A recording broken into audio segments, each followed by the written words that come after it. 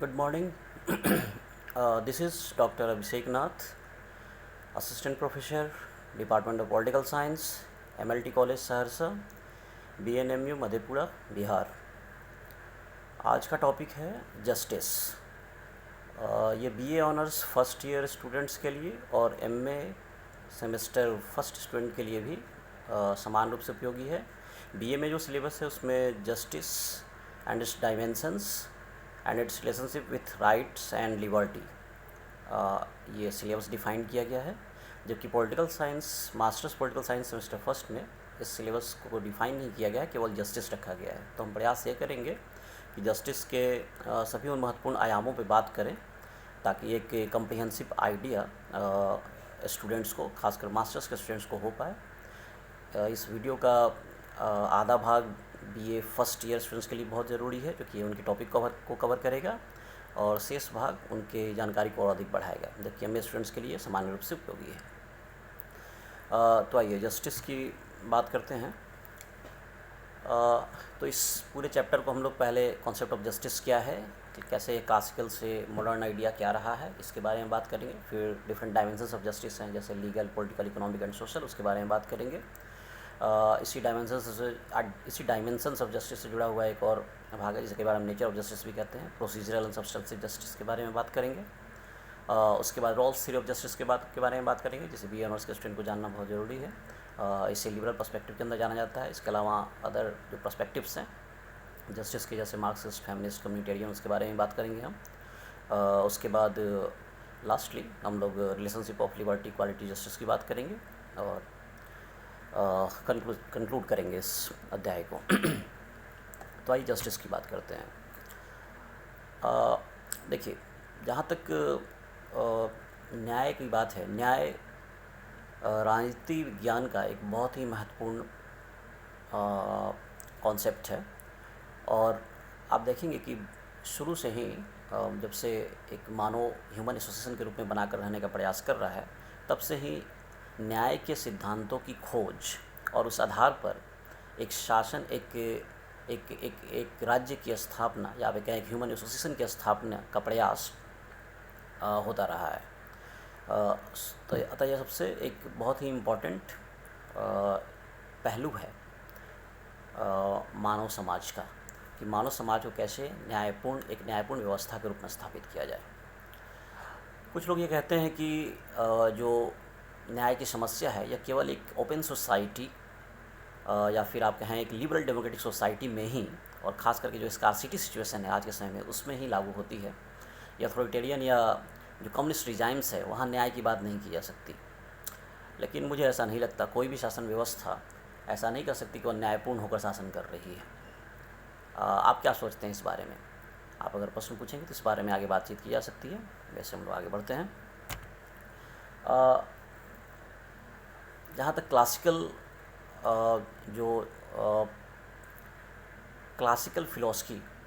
Classical western philosophy में justice की बात है, सबसे पहले प्लेटो, ग्रीक राजनीति विज्ञानी प्लेटो ने जस्टिस की बात की। उनकी किताब का नाम रिपब्लिक का सब टाइटल जो है उसका नाम ही है कंसर्निंग जस्टिस। तो यह बताता है कैसे वह जस्टिस को इसका फोकल पॉइंट बनाकर काम करता है। उनके लिए जस्टिस क्या एक हाईएस्ट वैल्यू है, समाज का हाईएस्ट वर्च्यू है। और न्याय क्या है? अगर सभी समाज के अंदर सभी व्यक्ति अपना अपना जो ड्यू है, जो उनका निर्धारित कर्म है, निर्धारित कार्य है, उसे करते रहें, तो ये न्याय है। इस आधार पर सबसे बड़ा वर्च्यू जो है, सबसे इम्पोर्टेंट जो है, इस आधार पर शासन व्यवस्था बनेगी, वो भी एक न्यायपूर्ण शासन व्यवस्था होगी। इसके बारे में ज़्यादा डीपली जानने की जरूरत नहीं है। हम वेस्टर्न पॉलिटिकल फिलॉसफी में इसकी बात करेंगे जब हम प्लेटो पढ़ेंगे, आप पढ़ भी रहे होंगे। अब अगर हम एरिस्टोटल की बात करें तो एरिस्टोटल ने भी अपनी बुक पॉलिटिक्स में जस्टिस को काफ़ी विस्तृत रूप से चर्चा की है, जिसके अंतर्गत उन्होंने 3 तरह की जस्टिस मुख्य रूप से बात की है। एक डिस्ट्रीब्यूटिव जस्टिस है जो कि मुक्त विधायन का इलाका है, अर्थात वेल्थ, इनकम, इनका एलोकेशन कैसे इनका एलोकेशन किया जाए। तो ये जो प्रिवेलेंट उस समय जो क्राइटेरिया ऑफ मेरिट था उसको फॉलो करने की बात अरस्तू ने की है। दूसरा है रिट्रीब्यूटिव जस्टिस। ये एक तरह से एक जो अगर किसी ने कोई गलत काम किया है तो उसे क्या सज़ा मिलनी चाहिए, अर्थात ये जजेस से कंसर्न रखता है, पनिशमेंट और क्राइम से कंसर्न रखता है, जिसके बारे में उन्होंने बात की है। और तीसरा है क्यूमुटेटिव जस्टिस, कम्यूटेटिव जस्टिस, राइट, जो कि एक जो लोगों के बीच एक वॉलंटरी ट्रांजेक्शन्स है उनको ये रेगुलेट करता है। और ऐसा ऐसा अरस्तू ने कहा है कि अगर वॉलंटरी ट्रांजेक्शन में अगर कोई गड़बड़ी की जाती है या कोई कानून नियमों को तोड़ता है तो उसकी पूर्ण क्षतिपूर्ति होनी चाहिए। तो ये 3 तरह की जस्टिस न्याय की बात अरिस्टोटल ने की है। इस तरह हम देखते हैं न्याय की कुछ आधुनिक अवधारणा से काफ़ी समीपता भी रखता है। तो कहीं ना कहीं आप देखेंगे क्लासिकल पॉलिटिकल फ़िलॉसफी में जो न्याय की बात है वो कहीं ना कहीं एक सोशल ऑर्डर जो समय था उसको एक कन्फर्म करने की बात है, उसे बनाए रखने की, उसे कैसे हम कन्फर्म करें, लेजिटिमाइज़ करें, उसकी बात ज़्यादा है। लेकिन आधुनिक अर्थों में जब हम न्याय की बात करते हैं तो ये सोशल जस्टिस, जो ऑप्रेस्ड क्लास है, जो under privilege class of society है, उसके लिए एक सामाजिक न्याय के सेंस में बात ज़्यादा की जाती है। जहाँ तक आधुनिक न्याय की बात है तो ये कहीं ना कहीं फ्रेंच रिवॉल्यूशंस के पीछे एक बहुत इम्पोर्टेंट पहलू रहा है। और आधुनिक न्याय के जो विभिन्न डायमेंशंस हैं उसमें सबसे इम्पोर्टेंट है लीगल जस्टिस। लीगल जस्टिस का मतलब क्या है? लीगल जस्टिस जो बात करता है इसमें 2 तरह की बात है। लीगल जस्टिस अपन कंसर्न करता है एक पॉजिटिव लॉ को और दूसरा नेचुरल लॉ को। पॉजिटिव लॉ का मतलब है justice according to the law, right, यानी जो कानून बनाए जा रहे हैं, यानी जो संसद या विधान पालिका जो कानून पास कर रही है उसके आधार पर जो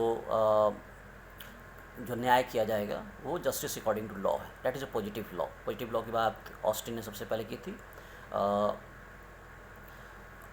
और लेकिन जो नेचुरल लॉ है वो कहता है लॉ अकॉर्डिंग टू जस्टिस। इसका मतलब यह है कि जो जस्टिस है वो न्यायपूर्ण होना चाहिए, प्राकृतिक न्याय का पालन करना चाहिए, अर्थात वो सचमुच में न्यायपूर्ण होना चाहिए। केवल वो कानून के द्वारा पास किया हुआ नहीं होना चाहिए, कानून भी न्यायपूर्ण होना चाहिए।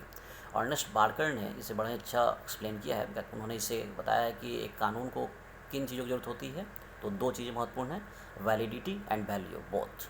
वैलिडिटी यानी justice according to law, right, और दूसरा उसका वैल्यू यानी वो किन मूल्यों को आगे बढ़ा रहा है।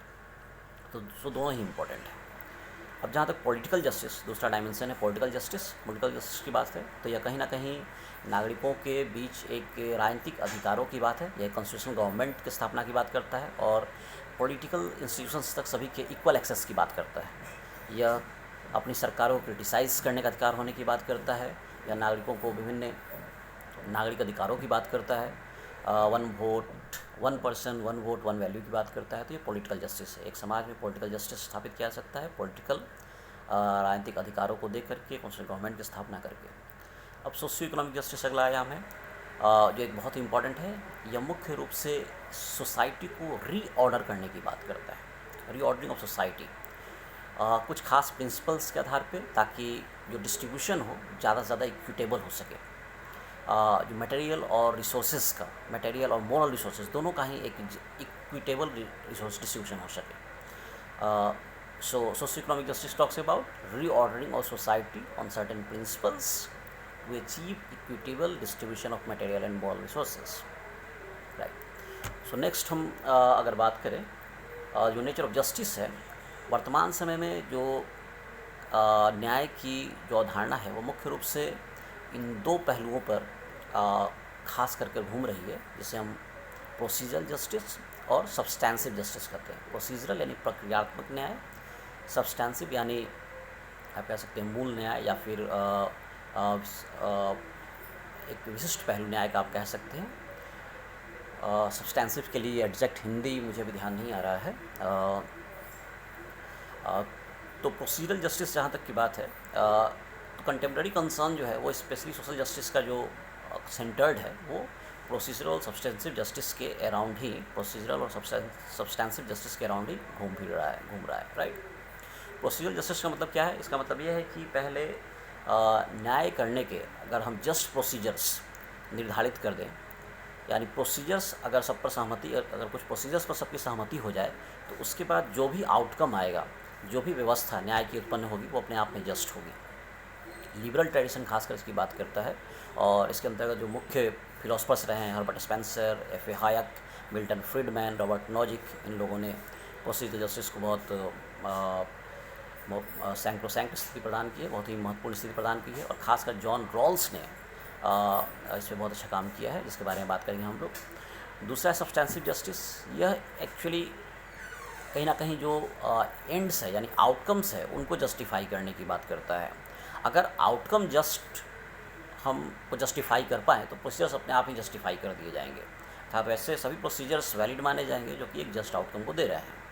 जनरली जो सोशलिस्ट ट्रेडिशन है, सोसाइटीज़ हैं, उनमें सब्सटेंसिव जस्टिस यानी आउटकम्स के बारे में ज़्यादा फोकस किया जाता है कि आप जस्ट एंड को कैसे जस्टिफाई करें आप।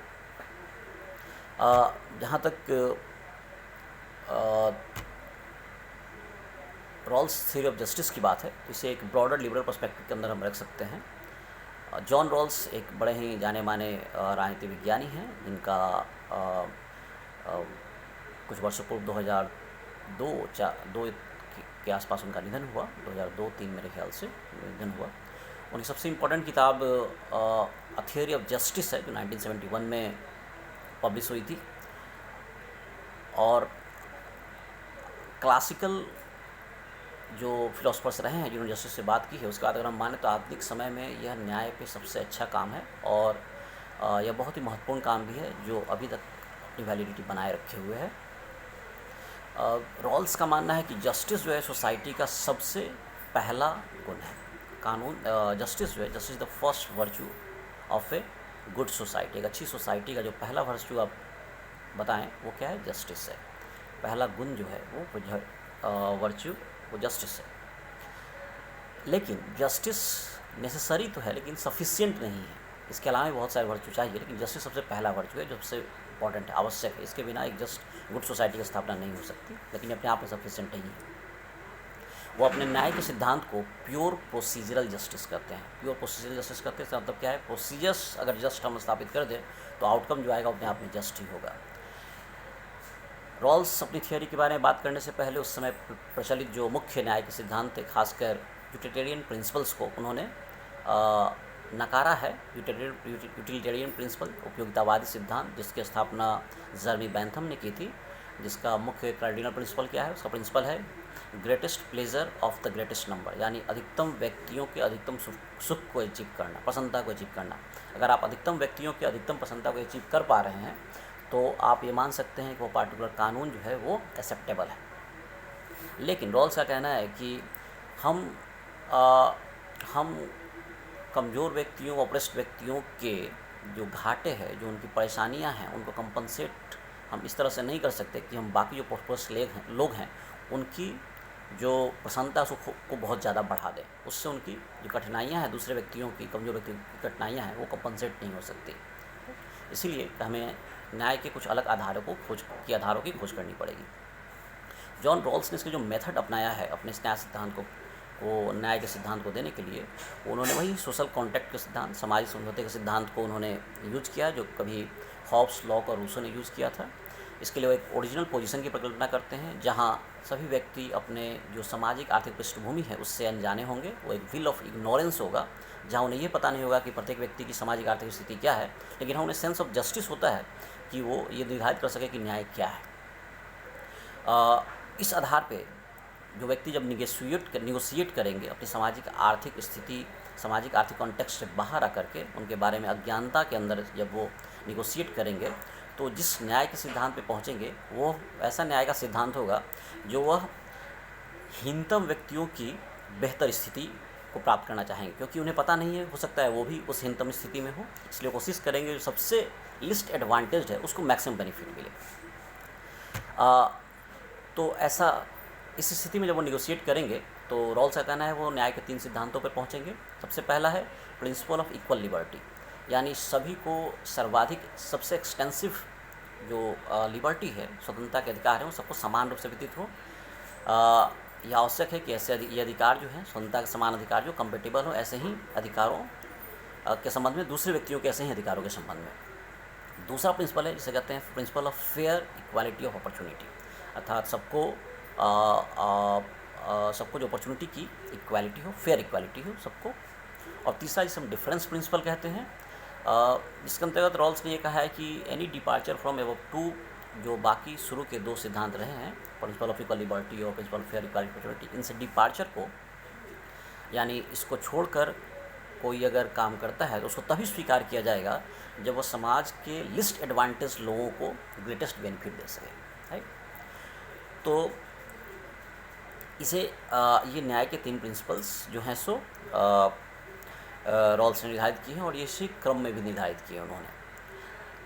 रॉल्स का ये कहना है कि जो न्याय की जो कड़ी है समाज में सभी व्यक्तियों की जो एक कड़ी है वो एक चेन रिएक्शन से जुड़ी हुई है, और चेन चाहे कितना ही मजबूत क्यों ना हो, उसकी सबसे कमज़ोर कड़ी है उसे हमें मजबूत करने की ज़रूरत है, क्योंकि उस कमज़ोर कड़ी को होने के कारण वो चेन मजबूत नहीं रह सकती। इसलिए हम उस कमज़ोर कड़ी को खोज करके हमेशा ही, यानी जो लिस्ट एडवांटेज है उसे खोज करके उसे हमें अच्छी स्थिति में डालना है, राइट।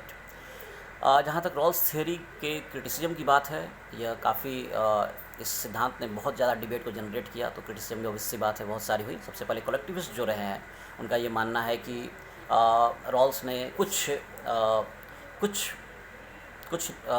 प्रिंसिपल्स के साथ एक कैपिटल सिस्टम को जस्टिफाई करने के ग्राउंड्स को खोज लिया है। तो कहीं ना कहीं अगर वो कह भी रहे हैं तो कहीं ना कहीं ये एक रॉल्स की हम कह सकते हैं कि ये काफ़ी अच्छा काम किया है उन्होंने, कि वो जस्टिफाई करने का प्रयास करें कैपिटल सिस्टम को कुछ वैसे प्रिंसिपल्स के आधार पे जहाँ पे उसे जस्टिफाई करना संभव हो, राइट। दूसरा क्या है, उन्होंने उनका कलेक्टिविस्ट का ये कहना है कि आप किसी भी उन्होंने कहीं ना कहीं जो एक्युमुलेशन ऑफ वेल्थ है, जो प्रॉपर्टीड क्लास है, उसको कितना भी ज़्यादा वेल्थ क्यों ना एक्युमुलेट कर ले, उससे जो गरीब लोगों का जो सोसाइटी में है वो बेनिफिट नहीं हो सकता है। सोसाइटी का अपने आप में रिसोर्सेज तो बढ़ेगा, लेकिन उससे गरीबों को बेनिफिट हो रहा है यह कोई ज़रूरी नहीं है। लिबर्टेरियंस इच्छा स्वतंत्रवादी से हम लोग कहते हैं, स्वेच्छातंत्रवादी लिबर्टेरियंस स्वेच्छातंत्रवादी, या जो क्लासिकल लिबरलिज्म को फॉलो करते हैं, खासकर इसमें नॉजिक, हायक, मिल्टन फ्रीडमैन आदि स्कॉलर्स आते हैं। उनका ये मानना है कि रॉल्स ने लिबर्टी को सेक्रीफाइस कर दिया है इक्वालिटी को अचीव करने के लिए, जबकि आपको हमें पता है कि लिबर्टी जो है सो लिबरल्स जो उदारवादी सिद्धांत उसका सबसे कार्डिनल प्रिंसिपल है, उससे वो कहीं भी अलग हटना प्रयास, कभी भी अलग हटने को कभी स्वीकार नहीं कर सकते। तो दूसरा यह है कि उनका मानना है कि लिबर्टेरियंस ये मानते हैं कि जब तक इंडिविजुअल रिस्क टेकिंग नहीं होगा तब सोसाइटी का प्रोग्रेस नहीं होगा, और रॉल्स के जो नेगोशिएटर हैं वो रिस्क टेक करने वाले नहीं हैं। वो ये समझते हैं कि हम जिस एडवांटेज पोजीशन पे ना पहुंच जाएं, इसलिए वो उनके लिए सबसे अधिक बेनिफिट की बात करेंगे, वो रिस्क टेकर्स नहीं हैं।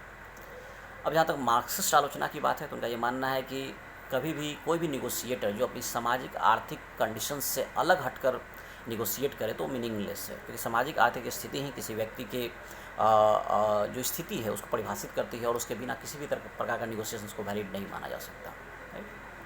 कम्युनिटेरियंस भी काफ़ी कुछ कम्युनिटेरियंस अर्थात समुदायवादी व्यक्ति जो हैं, इन्होंने सबसे अधिक एक हम कहें शार्प और वैलिड क्रिटिक रॉल्स की प्रस्तुत की है। उनका ये कहना है कि इंडिविजुअल व्यक्ति जो है वो सोसाइटी के साथ जुड़ा हुआ व्यक्ति है, सोसाइटी में रहता है, सोसाइटी से जुड़ा हुआ है। तो आप उसके सेल्फ को सोशल से अलग करके, यानी विदाउट सोशल से, बिना उस एम्बेडेडनेस सोसाइटी है उससे अलग करके हम एटोमाइज सेल्फ के रूप में जब वो निगोशिएट करते हैं तो एक अच्छे निगोशिएटर नहीं हो सकते। वो सेल्फ इंटरेस्टेड निगोशिएटर जो है सो अच्छा निगोशिएटर नहीं हो सकता है, वो सोसाइटी के हित के बारे में बात कभी भी नहीं करेगा। इसलिए न्याय का ये सिद्धांत जो है सो अपने जो मुख्य आधार है उस पर ही खड़ा नहीं उतरता है। दूसरा ये भी उनका कहना है कि कहीं ना कहीं जो रॉल्स ने एक अच्छे जीवन की जो परिभाषा है उसे देने का प्रयास नहीं किया है, कॉन्सेप्शन ऑफ गुड लाइफ है उसको वो आगे नहीं बढ़ाता है, कहीं ना कहीं वैल्यूज़ को आगे बढ़ाने में फेल कर जाता है। फेमिनिस्ट नारीवादी हैं, उन्होंने भी रॉल्स थ्योरी की काफ़ी आलोचना की है। सबसे इंपॉर्टेंट बात ये उन्होंने कहा है कि इसमें रॉल्स के थ्योरी में महिलाओं के लिए कोई जगह नहीं है, क्योंकि जो नेगोशिएटर्स हैं वो मेल हैं, और स्पेशली वाइट यूरोपियन मेल हैं। अगर उनका मानना है कि अगर शायद महिलाएं होती तो ये नेगोशिएशन एक डिफरेंट होता और एक दूसरे तरह की न्याय व्यवस्था उत्पन्न होकर आती, एक दूसरे तरह के प्रोसीजर्स को शायद पर पहुँचते, के निर्णय पे पहुँचते हो। तो ये रॉल्स थ्योरी क्रिटिसिज्म है, लेकिन ये क्रिटिसिज्म्स जो हैं कहीं ना कहीं रॉल्स की थ्योरी को कमज़ोर नहीं करते हैं। ये आज भी रॉल्स का सिद्धांत जो है सो सबसे महत्वपूर्ण न्याय का सिद्धांत बना हुआ है। जो नेक्स्ट पर्सपेक्टिव और लिबर्टेरियन पर्सपेक्टिव है, स्वेच्छातंत्रवादी पर्सपेक्टिव सिद्धांत जिसे हम कहते हैं। लिबर्टेरियंस के लिए जो लिबर्टी वो सबसे सैक्रोसैंक्ट है, उससे डेविएशन वो स्वीकार नहीं कर सकते, उससे हटना वो स्वीकार नहीं कर सकते। इस चीज़ को आप ध्यान रखें लिबर्टेरियंस के बारे में जब भी आप समझने का प्रयास करते हैं। सबसे महत्वपूर्ण सिद्धांत जो है वो रॉबर्ट नॉजिक का सिद्धांत है, जिसे हम कई बार इंटाइटलमेंट थ्योरी ऑफ जस्टिस भी कहते हैं, हकदारी न्याय का सिद्धांत। उन्होंने अपनी किताब एनार्की स्टेट एंड यूटोपिया जो 1974 में प्रकाशित हुई, उसके बारे में उसमें यह सारी बातें कही हैं। सबसे पहले उन्होंने रॉल्स को क्रिटिसाइज़ किया है कि प्रोसीजरल जस्टिस जो उन्होंने बात की है, डिस्ट्रीब्यूशन ऑफ गुड्स की जो बात की है, उन्होंने कहना है कि ये वस्तुएं समाज में उत्पन्न होती हैं, कोई हेवन से नहीं आती हैं जिनकी आप डिस्ट्रीब्यूशन की बात करें। सबसे पहले तो इम्पॉर्टेंट है कि समाज में इन वस्तुओं का अधिक से अधिक अवेलेबिलिटी हो, तब जाकर प्रोसीजर्स की बात आती है। ये कहीं स्वर्ग से उतरी वस्तु नहीं है कि इसे आप बांट दें आराम से, राइट। और दूसरा ये कि नॉजिक का ये मानना है कि इंडिविजुअल अपने आप में एंड है, अपने आप में एंड है, वो मीन्स नहीं हो सकता है, वो तरीका नहीं हो सकता किसी एंड को अचीव करने का, व्यक्ति ही अपने आप में एंड है। कहीं ना कहीं ये कांट ने इस प्रिंसिपल को प्रपोज किया था, जिससे काफ़ी ये करीबी लॉजिक काफ़ी करीब अपनी बातों को रखते हैं कि व्यक्ति जो है अपने आप में एंड है, एंड इन इट सेल्फ है, राइट। लॉजिक ने 3 सोर्सेज ऑफ गुड्स की बात की है। वेरियस गुड्स जो है कहाँ से आते हैं, उनके 3 सोर्स हो सकते हैं। व्यक्ति फर्स्ट का उनका देयर सेल्फ, यानी जैसे कि मेरी अपनी कैपेसिटी जो है, बॉडी, ब्रेन, मेरा अपना स्ट्रेंथ जो है, जो वस्तुओं को जनरेट कर सकता है। दूसरा है नेचुरल वर्ल्ड, जहाँ से हम लैंड है, रिसोर्सेज है, वो प्राप्त होता है। जब इन नेचुरल वर्ल्ड में हम अपने स्ट्रेंथ को मिला देते हैं तो उनसे जो वस्तु उत्पन्न होती है उस पर मेरा अपना अधिकार होगा। और तीसरा है व्यक्ति अपने को नेचुरल वर्ल्ड में अप्लाई करता है, उसके बाद उसे कुछ प्रोड्यूस करता है। जैसे कि नेचुरल वर्ल्ड लैंड है और मैंने अपना सब मिलाया, उसे एग्रीकल्चर के रूप में प्रोड्यूस आया, इंडस्ट्रियल प्रोडक्ट के रूप में प्रोड्यूस आया, नेचर पे अप्लाई करके करते हैं। तो ये 3 तरीक़ों से रिसोर्सेज को प्राप्त किया जा सकता है। अब इनका इंटाइटलमेंट कैसे होगा, इन पे हक कैसे सिद्ध होगा व्यक्तियों का। सबसे पहला इनिशियल एक्विजिशन, इसमें यह देखना है कि सबसे पहले किसने एक्विज किया, किसने सबसे पहले इसे प्राप्त किया। अर्थात इसमें व्यक्ति कितना भी प्राप्त कर सकता है, लेकिन हाँ दूसरों के लिए पर्याप्त छोड़ना होता है। ऐसे हम ध्यान दें तो ये लॉक ने भी ऐसी बात की थी, सबसे पहले धन जो प्राप्त करता है वो सभी पृथ्वी पर से सभी रिसोर्सेज को नहीं उस पर कैप्चर कर सकता, उसे दूसरों के लिए बराबर छोड़ना है। दूसरा तरीका ये हो सकता है जब हमारे पास रिसोर्स आ गया तो वॉलंटरी ट्रांसफ़र का, अर्थात मैं अपनी स्वेच्छा से, अपनी मर्जी से अपने रिसोर्सेज को किसी और को दे दूँ। और तीसरा क्या है, रेक्टिफिकेशन का। रेक्टिफिकेशन क्या हुआ, अर्थात यहाँ पे लोगों जो ट्रांसफ़र है, जो लोगों के बीच आदान प्रदान है, वो जस्ट है या नहीं। तो यहाँ पे स्टेट का इंटरवेंशन ज़रूरी हो जाता है। यहाँ पे इसलिए ज़रूरी है क्योंकि जैसे उन्होंने एक बड़ा अच्छा एग्जांपल दिया है कि अगर कोई भी ऐसा रिसोर्स है, जैसे कि मान लीजिए एक मरुस्थल में केवल एक ही पानी का सोर्स है जिस पे सभी लोग निर्भर हैं, तो उस पानी का सोर्स पे मेरी अपनी स्वामित्व को नहीं माना जा सकता, क्योंकि ये क्या होगा, लोगों को उस वर्तमान स्थिति में उससे उनको बदतर स्थिति में धकेल देगा। लेकिन अगर मान लीजिए कैंसर ऐसी कोई बीमारी है जिसके लिए कोई व्यक्ति एक दवा की खोज कर लेता है, तो उस पर उसका अधिकार सिद्ध होता है। उसे चाहे तो वो बेच सकता है, कितने भी मूल्य पर बेच सकता है, ये उसका अधिकार होगा सिद्ध, उसका अधिकार होगा निर्धारित करने का इस पर, क्योंकि ऐसी स्थिति में वो लोगों को और ख़राब स्थिति में नहीं डाल रहा है। तो यहाँ पर रेक्टिफिकेशन जो है, रेक्टिफिकेशन वाला जो इंटाइटलमेंट है, यहाँ पे स्टेट के इंटरवेंशन की ज़रूरत है कुछ मामलों में। तो ये 3 इंटाइटलमेंट्स के सिद्धांत नॉजिक ने निर्धारित किए हैं। ऑब्वियसली ये शिक्षातंत्रवादियों और market policy, free market policy को जो सपोर्ट करते हैं, उसको उन आधारों पे न्याय का सिद्धांत आगे बढ़ता है। मार्क्सिस्ट पर्सपेक्टिव की अगर हम बात करें, मार्क्सवादी सिद्धांत जो न्याय का वो क्या कहता है, उनका ये मानना है कि न्याय की बात एक कैपिटलिस्ट सिस्टम में करना तो बेकार है, क्योंकि कैपिटलिस्ट सिस्टम अपने आप में इनजस्टिस पर आधारित है, जहाँ कुछ लोगों की प्रॉपर्टी पर ऑनरशिप है और बाकी बहुत सारे लोग जो हैं सो इनसे वंचित हैं, इसलिए न्याय पॉसिबल नहीं है। और कैपिटलिस्ट व्यवस्था को रिफॉर्म करके भी न्याय की स्थापना नहीं हो सकती, इसे एबॉलिश ही करना पड़ेगा। और सोशलिस्ट और फिर कम्युनिस्ट सोसाइटी की स्थापना करनी पड़ेगी। सोशलिस्ट सोसाइटी में जो न्याय का प्रिंसिपल होगा वो होगा each according to their ability, अर्थात लोग अपनी क्षमता के अनुसार काम करेंगे, उस अनुसार उन्हें वस्तुओं का वितरण होगा। और एक जो कम्युनिस्ट व्यवस्था आएगी जहाँ पे एक राज्यहीन और वर्गहीन समाज स्थापित हो जाएगा, जहाँ रिसोर्सेज की कोई कमी नहीं होगी, वहाँ पे लोगों को उनकी ज़रूरत के अनुसार दिया जाएगा, each according to their need. और कम्युनिस्ट सोसाइटी में न्याय का यही प्रिंसिपल होगा, each according to his need. इसके अलावा मार्क्स ने कहीं ना कहीं जब उन्होंने थियोरी ऑफ सरप्लस वैल्यू की बात अपनी की है, सरप्लस कैसे जनरेट होता है, वहाँ से इनजस्टिस शुरू होता है कैपिटलिस्ट सिस्टम में, मार्क्स का ये मानना है। और वहीं से कैपिटलिस्ट जो ऐसे एक्युमुलेट करता है धन को, जबकि उस सरप्लस वैल्यू को जनरेट कौन करता है? मजदूर क्लास जनरेट करता है, लेकिन उसको चोरी कर लेता है कैपिटलिस्ट और उसी से सारे अपने कर्ज़ों को इनपुट्स को चुकाने का प्रयास करता है, और जो बाकी उससे अपने पास रख लेता है वो गरीबों को नहीं देता, मजदूरों को नहीं देता, जबकि जनरेट वो करते हैं, एक्स्ट्रा काम करके जनरेट करते हैं। इसके बारे में विस्तृत हम वेस्टर्न पॉलिटिकल थॉट में बात करेंगे, आप पढ़े भी होंगे, इसलिए मैं डिटेल में नहीं जा रहा हूँ। बस ये जाने थियरी ऑफ सरप्लस वैल्यूज है, जो इंपॉर्टेंट एस्पेक्ट है इनजस्टिस कैसे क्रिएट होता है सोसाइटी में, राइट। नेक्स्ट जो प्रिंसिपल है वो पर्सपेक्टिव है, वो है feminist perspective. Feminist perspective obviously महिलाओं का ये मानना है कि जो न्याय की जब बात की जाती है वहाँ महिलाओं को ध्यान में नहीं रखा जाता, और डिफरेंट डोमेन जो है सोशल, पॉलिटिकल, इकोनॉमिक और कल्चरल डोमेन जो है, इन सारे ही डोमेन में अगर हम देखेंगे तो महिलाओं के संदर्भ में न्याय की व्याख्या नहीं की गई है। पॉलिटिकल डोमेन की हम बात करें तो इक्वल राइट्स के लिए काफ़ी लंबा महिलाओं को वर्ल्ड ओवर प्रयास करना पड़ा। स्विट्ज़रलैंड जैसे देशों में एक डेमोक्रेटिक कंट्री जो है, वहाँ 1971 में जाकर लोगों को महिलाओं को समान वोटिंग अधिकार मिला। आज भी विश्व स्तर पर विधानसभाओं में महिलाओं की जो रिप्रेजेंटेशन है वो बहुत कम है। भारत में भी महिलाएं तक 33% रिजर्वेशन के लिए डिमांड कर रही हैं, लेकिन मेरा मानना है 33 क्यों, 50% होना चाहिए। महिलाएं आधा जनसंख्या के आधी भाग हैं।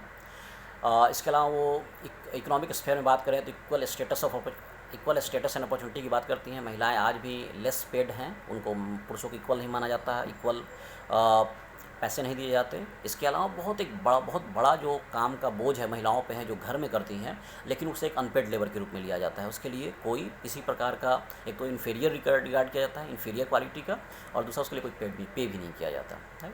सोशियो कल्चर डोमेन सबसे इंपॉर्टेंट डोमेन है, जहाँ वो खास करके जो मैस्कुलाइन डोमिनेंस है, जो पैट्रियार्कल सोसाइटी, उससे वो लड़ने का प्रयास कर रही हैं, और एक स्टेटस ऑफ इक्वालिटी की बात कर रही हैं, इक्वल हिरार्की जो है मैस्कुलाइन डोमिनेंस को ख़त्म करने की बात करती हैं। लेकिन जहाँ तक फेमिनिस्ट पर्सपेक्टिव की बात है, इसके अलग अलग धड़े रहे हैं इसके अंदर भी, लिबरल, सोशलिस्ट, रेडिकल फेमिनिस्ट, और उनका फॉर्म और स्ट्रेटजी भी डिफरेंट रहा है अपने ऑब्जेक्टिव को अचीव करने के लिए। इसीलिए एक कॉन्क्रीट फेमिनिस्ट क्रिटिक जो है उसकी बात नहीं है, लेकिन हाँ ये महत्वपूर्ण है कि रॉल्स ने अपने निगोशिएटर्स के रूप में महिलाओं को कंसिडर नहीं किया, तो ये रॉल्स थ्योरी का एक इम्पॉर्टेंट लिमिटेशन है। अब सबसे इम्पॉर्टेंट जो क्रिटिक है वो कम्युनिटेरियन पर्सपेक्टिव है रॉल्स थ्योरी का। कम्युनिटेरियन जो है एक ओवरऑल वो कहीं ना कहीं जो लिबरल कॉन्सेप्ट में जो आइसोलेटेड सेल्फ की बात है, इंडिविजुअल जो आइसोलेटेड है, सेल्फ सेंटर्ड है, उसको ये मानते हैं कि इंडिविजुअल को एक सिचुएटेड सेल्फ है, वो इंडिविजुअल आइसोलेटेड सेल्फ नहीं है। आइसोलेशन में वो कोई चीज़ों किसी निर्णय पे पहुंचता है तो वो अपने आप में एक अनजस्टिफाइड प्रैक्टिस है। इसके अंतर्गत बहुत सारे स्कॉलर्स रहे हैं। सबसे पहले एलिस्टेयर मैकेंटायर हैं, जिन्होंने किताब आफ्टर वर्च्यू में इस लिबरल नोशन ऑफ जो लिबरल नोशन है उसको उन्होंने रिजेक्ट किया है, जिससे लिबरल ऑटोनोमस मोरल एजेंट की बात करते हैं, individual agent autonomous moral agents, इसको उन्होंने रिजेक्ट किया है। और सोशल कॉन्टेक्स्ट से डिस्कनेक्ट होकर जो इंडिविजुअल है उसके द्वारा न्याय की स्थापना को सही नहीं मानते हैं। इसके बाद अगले फिलोसफर माइकल सैंडल हैं, जिन्होंने अपनी किताब liberalism and the limits of justice 1982 में प्रकाशित हुई थी। इसमें उन्होंने रॉल्स की थ्योरी को रिजेक्ट किया है, और उनका जो मानना यही कि जो सोसाइटी से डिस्कनेक्टेड जो रेशनल निगोशिएटर्स हैं, जो फील ऑफ इग्नोरेंस के अंदर काम करते हैं, वो एक्चुअली जो न्याय का जो जिस सिद्धांत पर पहुँचेंगे वो कहीं ना कहीं एक अनजस्टिफाइड न्याय का सिद्धांत होगा, क्योंकि वो अपने सेल्फ डिसएम्बॉडीड लोग हैं, वो अपने सोसाइटी से अलग हैं। जबकि इंडिविजुअल क्या है, इम्बेडेड है, व्यक्ति जो है सो समाज में सिचुएटेड है, इम्बेडेड है, जो प्लेस, कल्चर और टाइम से अलग हटकर, उस कॉन्टेक्स्ट से बाहर आकर इंडिविजुअल अगर किसी न्याय के सिद्धांत की बात करता है तो वो ज़्यादा न्यायपूर्ण या जस्टिफाइड नहीं हो सकता है। इसके अलावा कहीं ना कहीं जो एक कॉमन मॉरल गुड की बात है उसकी भी करते हैं। रॉल्स ने एक कम्युनल मॉरल गुड, सोसाइटी का जो मॉरल गुड होना चाहिए उस पर कोई ध्यान नहीं देते हैं, प्रोसीजर्स को ज़्यादा प्रायोरिटाइज़ करते हैं, मॉरल को प्रायोरिटाइज़ नहीं करते हैं। ये भी एक इम्पॉर्टेंट क्रिटिक है कम्युनिटेरियंस का। यानी कि इंडिविजुअल जो है सो सेल्फ जो है सो एंड से पहले नहीं है। एंड्स अगर हम इसको कहें, अगर उनके एक प्रिंसिपल ग्रुप में, तो self is not prior to its end. rather it is constituted by ends situated in shared social context, यानी सोशल कॉन्टेक्स्ट के अंदर जो शेयर्ड एंड है उसके अंदर कॉन्स्टिट्यूटेड है इंडिविजुअल, उससे हटा करके इंडिविजुअल सेल्फ की हम बात करते हैं तो उचित और सही नहीं है। इसके अलावा एक और इम्पॉर्टेंट स्कॉलर रहे हैं चार्ल्स टेलर, जिन्होंने अपनी किताब फिलोसफिकल पेपर्स 1995 में जो उदारवाद का जो atomistic individualism of liberal theory है उसके उन्होंने क्रिटिसाइज़ किया है, और उनका मानना है कि ह्यूमन एजेंसी जो है वो राइट्स, फ्रीडम, ये सारी चीज़ें जो हैं वो सोशल कॉन्टेक्स्ट में एग्जिस्ट करती हैं। उनसे अलग होकर के आप राइट्स के, ह्यूमन एजेंसी के, स्वतंत्रताओं की बात आप नहीं कर सकते हैं। तो ये बहुत ज़रूरी है कि among the individuals and society, इन दोनों के बीच के रिलेशन को देखते हुए हम किसी न्याय की संकल्पना की बात करें। इसके बाद नेक्स्ट स्कॉलर माइकल वॉल्जर हैं, स्फीयर्स ऑफ जस्टिस की किताब है 1993 में प्रकाशित हुई थी, जिसके बारे में हमने जब न्याय की बात की थी उसके बारे में काफ़ी विस्तृत बात की थी, तो यहाँ मैं संक्षिप्त में बताऊँगा। वॉल्जर ने कहा है कि न्याय के अलग अलग क्षेत्र हैं, अलग अलग स्फीयर्स ऑफ जस्टिस हैं। उनकी बुक का नाम स्फीयर्स ऑफ जस्टिस है, और उन्होंने सिंपल इक्वालिटी और कॉम्प्लेक्स इक्वालिटी की बात की। उन्होंने कहा कि समाज में कॉम्प्लेक्स इक्वालिटी अर्थात अलग अलग क्षेत्र में न्याय के अलग अलग सिद्धांत होंगे और वो एक दूसरे को ओवरलैप नहीं कर सकते हैं। मार्केट का सिद्धांत फैमिली में लागू नहीं हो सकता है, फैमिली का सिद्धांत पॉलिटिक्स में लागू नहीं हो सकता है। इसीलिए न्याय के हमें अलग अलग सिद्धांत स्थापित करने पड़ेंगे अलग अलग डोमेन्स को देखते हुए। तो कम्युनिटेरियंस का क्रिटिक जो है सो काफ़ी इंपॉर्टेंट रहा है, बहुत ही स्ट्रॉन्ग क्रिटिक रहा है कम्युनिटेरियंस का। लेकिन कम्युनिटेरियंस ने अगर हम कंक्लूड करें इस न्याय के सिद्धांत को, तो हम ये कह सकते हैं कि बावजूद इन क्रिटिसिजम्स के, रॉल्स का थ्योरी ऑफ जस्टिस जो है वो काफ़ी डोमिनेंट थ्योरी है, और इसने न केवल 1970s में 1970 दशक में पॉलिटिकल थ्योरी आदि सिद्धांत को रिवाइव किया, बल्कि इसने बहुत सारे डिबेट को जनरेट किया, जिसके बाद कई किताबें लिखी गई इस सिद्धांत को, रॉल्स के थ्योरी ऑफ जस्टिस को सेंटर करके। कम्युनिटेरियन का क्रिटिक सबसे इंपॉर्टेंट क्रिटिक है, और फेमिनिस्ट क्रिटिक भी काफ़ी इंपॉर्टेंट है, लेकिन कम्युनिटेरियंस एक अल्टरनेटिव थ्योरी देने में असफल रहे हैं। बावजूद इसके इन्होंने रॉल्स के न्याय सिद्धांत को काफ़ी आप कह सकते हैं कि इन्होंने एक महत्वपूर्ण क्रिटिक्स प्रोवाइड किया है, जिसके बाद उन्होंने उसको रिवाइज भी किया। कुछ प्रश्नों का जवाब उन्होंने अपनी अगली किताब पॉलिटिकल लिबरलिज्म जो 1990s में प्रकाशित हुई, उसमें उन्होंने पॉलिटिकल लिबरलिज्म, उसमें उन्होंने उत्तर देने का प्रयास किया। इम्पोर्टेंट क्या है कि न्याय के लिए जो इम्पोर्टेंट है वो है कि notion of just and good का जो है वो सर्च जो है वो एक नेवर एंडिंग सर्च है। Notion of just and good and search for justice is a never ending process. तो हम ये कहें कि हमने न्याय की अंतिम व्याख्या प्राप्त कर ली है, तो ये कहना उचित नहीं है, और न्याय की खोज समाज में सब बनी रहेगी। Thank you so much. Stay home, stay safe.